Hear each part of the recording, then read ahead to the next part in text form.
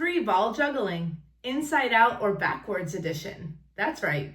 Once you get comfortable with 3-ball juggling, you'll notice that every single time you throw, when it goes up, you're throwing the other one under, right? It goes up, you're going under. So watch closely. This is the normal 3-ball juggling. If you see the trajectory of the balls, like that is, if you could draw a line, it's going under that line, right?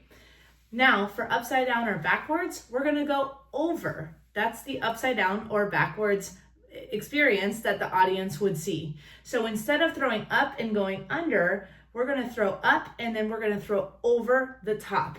What's neat is there's a lot of things you can do out of this. So when we go, this is normal juggling, and when we go inside out or backwards, we would go like this. Notice they're now going over the top.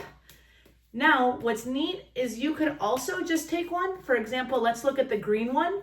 I could throw just the green one over the top every time it comes on one side, but I could also throw it backwards both ways. So the green one is the one going over, and the other ones are staying in the middle, and that's just that effect with the green one.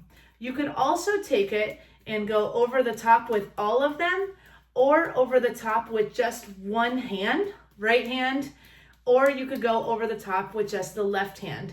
So again, it's just a neat way to make it look a little bit different and take them over the top rather than going underneath for every single one like this.